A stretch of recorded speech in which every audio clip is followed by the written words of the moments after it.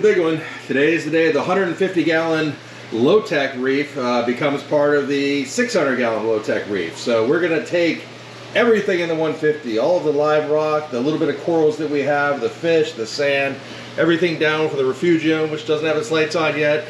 We're going to transport it in this big trash can and buckets and everything over to the 600-gallon reef. Let's go take a look at that.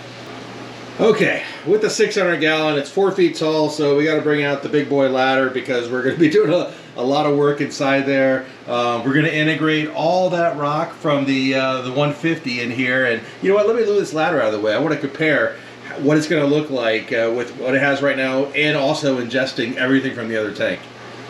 Okay, there's a better view without the ladder in the way. So yeah, even though we have a lot of rock in here, we're going to be bringing in a lot of rock.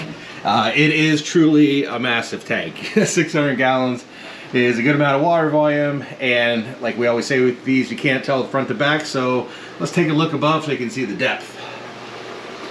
So as you can see, we're dealing with a chunky aquarium. So we are 4 feet across all the way back here, and we are 6 feet long and then 4 feet tall. So definitely a chunky aquarium, and when you look down in there, you can see that there's big, large openings area, even in the front. I mean, none of that rockscape even starts with about at least a foot off the glass. So yeah, we got room to go up, we got room to go sideways, we got all kinds of stuff. And we're also... So we're not giving up on the low-tech concept by moving everything into the 600-gallon, because 600-gallon is also a low-tech aquarium. So all we really do for this aquarium is water flow, live rock, live sand, and invertebrates, and of course proper stocking. And yeah, it's tied into a 700-gallon Refugium Sump, which definitely does the heavy lifting. Let's take a look at that. So as you can see, the 600-gallon, it overflows into the 700-gallon sump, which is also tied into the 265 above it. All these tanks combined makes this the 1,500-gallon system. But down here, this is 700 gallons of Refugium, and this is the engine that drives this system. Now, there is also a protein skimmer here, a big one, but it's been turned off for a while. So what I've often found, if you're not stocking super heavy, is that you can use a protein skimmer and a sump, or you can use a big Refugium and you don't even really need the protein skimmer. So like the Chato down there was a tiny little ball until the 2 months that I've left the skimmer off to see how the system would do without it. And it's grown quite a bit. And the thing that's key is that the nitrates and the phosphates haven't gone up. So that's been the key. There's still no hair algae anywhere, like we pop back around. You can see here, just coralline algae, no nuisance algae, nothing like that. So system is in check. So that's the key factor here. So we are going to just increase this. We're going to just add more live rock and live sand. We're going to populate the left side portion of the sump that's really been kind of empty for a while, and in the back. And we're going to add more lighting. We're going to add another light over here so that we have plenty of coverage. Originally, I didn't want algae growing all over the protein skimmer, so I didn't have a light there, but now that we've had this guy mothball for 2 months and it seems to be working fine, we're going to go ahead and add another light. So of course, one of the things I love about this kind of filtration is it consumes less power, and it's also more stable because you're working with nature and not competing with it in any way. Okay, so now that we've seen what the operation's all about, I got my work cut out for me, getting all the live animals properly moved over from the 150 into this system. Again, we're going to add all the rock that's in the 150 top tank into the 600. We're going to build up this reef even more, which I think going higher and really utilizing even more of that 4 feet space is just going to make it look even more amazing. And we're going to move the fish into here at the same time, and then we're going to take a lot of the live sand and all the rock from the Refugium on the 150 low tech, and we're going to add it to the 700-gallon Refugium here, and also install another light over there. So let me get into that, and we'll take a look once I'm done. Okay, stage one is complete. As you can see, all the rock and fish and everything is out of the 150. I need to drain the water down some more, and of course sift through there. I'm sure there's plenty of snails and crabs and other sand sifters in there, so try to get everybody I can. And now I'm moving down to the Refugium Sump on the 150.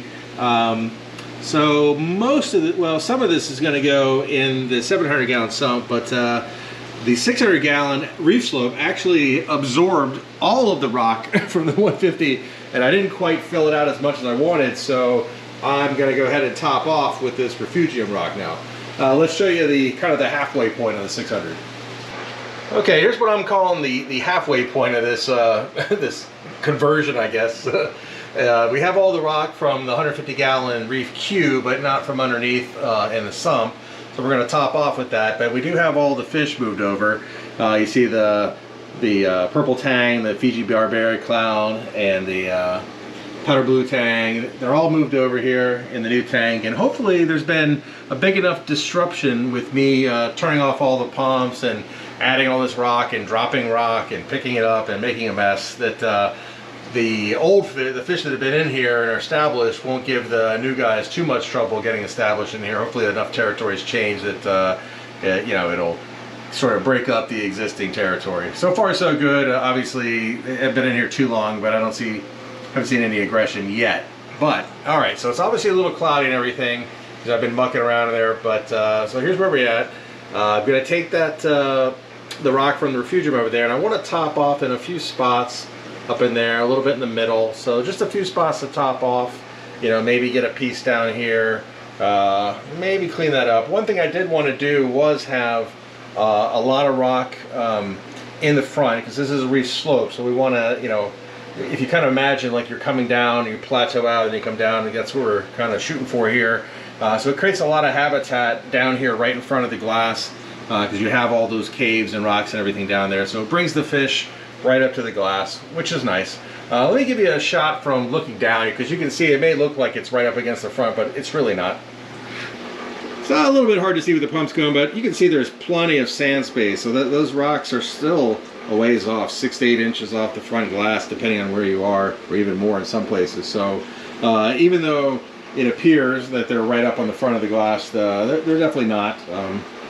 There is you know, still space to swim all in the front and all through there, and a lot of those are elevated, so there are caves for the fish to go through. So it should be good habitat to bring them down right near the front.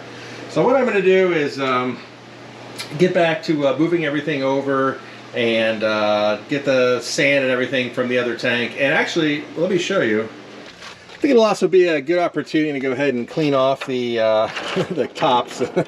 Should let a light more through. Let a lot more light through once I get all that cleaned off. I got a power washer specifically for this and cleaning up 3,000 tops and everything. So I'm gonna give that a shot, and then I'll show you the results and see if it looks better. Yeah, it is 2 fans that I just turned off. That, believe it or not, I wasn't trying to spill water all over the floor, but yeah, okay, all right. It's a good thing I don't do live streams, because there would have been a lot of curse words there. I was putting in those last pieces of rock. Yes, the water is more turned up now. And I had a chain reaction crumble. It went all the way across.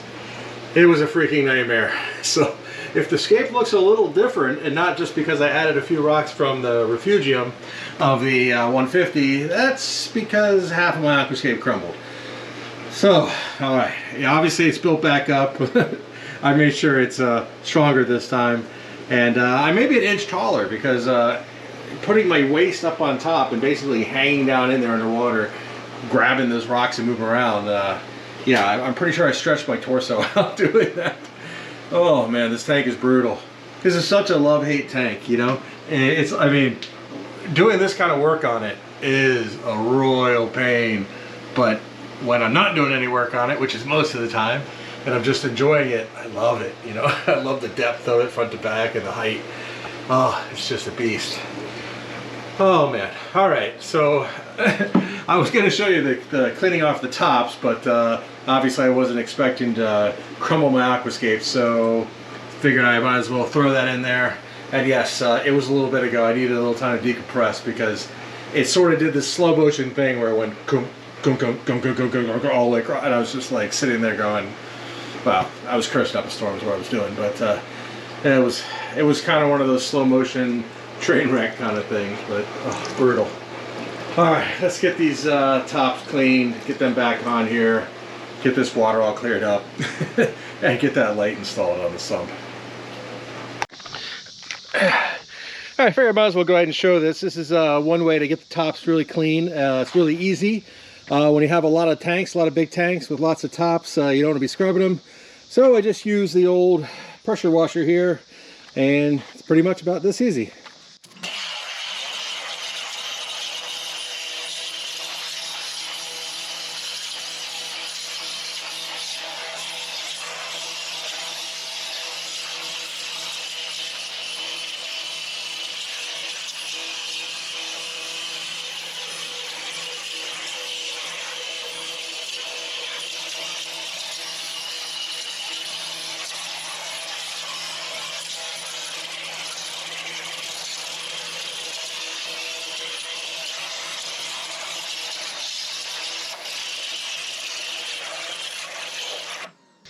Okay, so that's another reason I use the polycarbonate panels is they're strong, they can take being pressure washed, and like I said, when you have a whole ton of these tops, you know, once a year, or if I'm doing a major session like this where I'm changing things over, bring them out here in the driveway, pressure wash them, and yeah, they're good to go. All right, it has been a couple hours, everyone is settled in, no rocks have fallen down anymore, we have no avalanches, nice clean tops. It's amazing. They're letting in a lot more light. Who'd have thought that if you had the tops clean, you get more light in there? What a concept, right?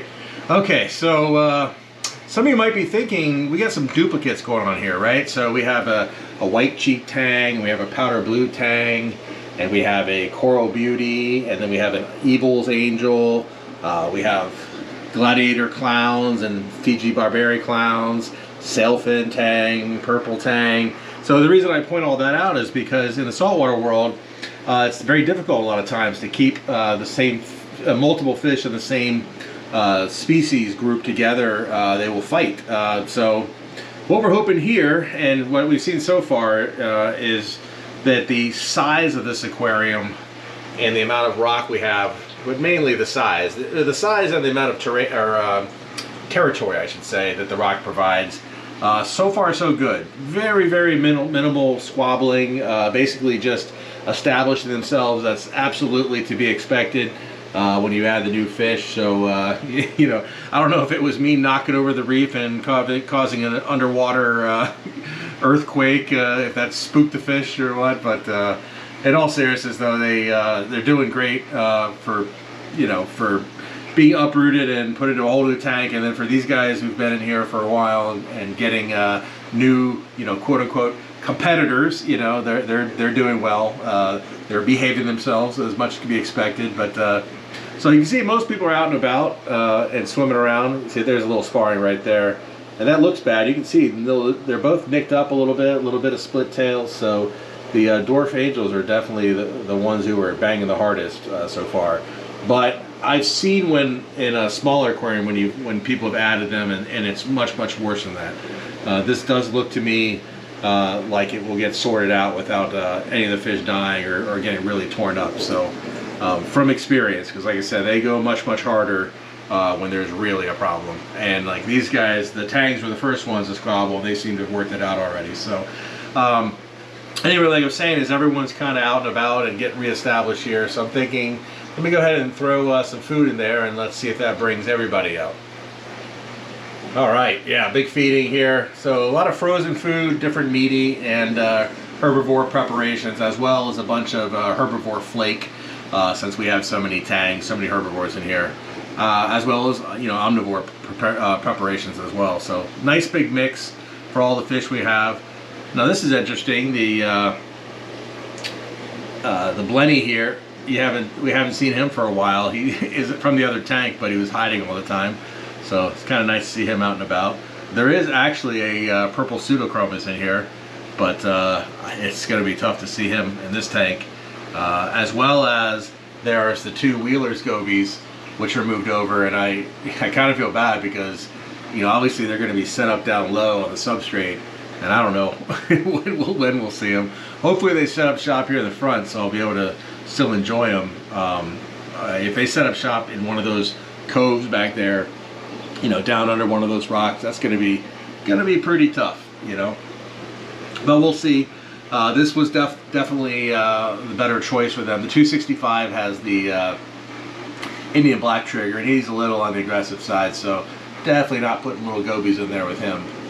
So no one's going to bother them in here, and they'll obviously be very happy with this amount of area to work with, but they definitely will also be hard for me to view, I think. And again, unless they set up front, which, you know, hopefully they do.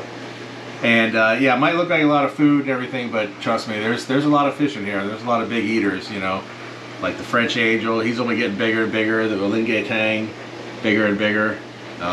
There's an army of cleaners, as well as you know, there's crabs and snails and everything everywhere too. So it will all get consumed for sure. And like I said, I hadn't run the protein skimmer for months, just testing to see if the amount of live rock, live sand, refugium, and macroalgae I had would do the job, and it was definitely up to the task.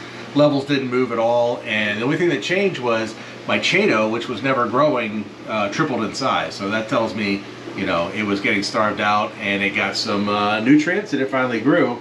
So now I'm going to try doing some more macroalgae again. I tried a few times, and nothing would grow because I think it was just getting starved out. So I'm going to give that another shot, because I would like the refugium to be much more of a beautiful thing to view in and of itself, with some larger inverts, lots of macroalgae. And another thing, in addition to the extra light I'm going to add, I'm also going to add some more water flow to the refugium itself, some internal water flow, just to move things around in the refugium itself. So that should be cool, because definitely want to get it to the point where the refugium is something that's interesting to watch in and of itself, not purely just a filter. But it won't have any fish, of course, but it could. There's some very interesting invertebrates, and especially if I do some underwater footage, we can really get some good shots of some of the larger scavenger invertebrates in there. And you know, some of the macroalgae look pretty awesome too. And if the macroalgae takes off in there, I could use that to seed Predator Bay. We could try some macroalgae in there. Some of the calcium macroalgae that don't spread like crazy, but like mermaids, fans, and clerpa, things like that, that you know, might do well in there without getting out of control, and give it a little more of a natural, you know, wild look to it. So again, I'm going to keep an eye on you know, the interspecies aggression. So far so good. Like I said, a little bit of that was inevitable, but for the most part, I've been pleased with what I'm seeing.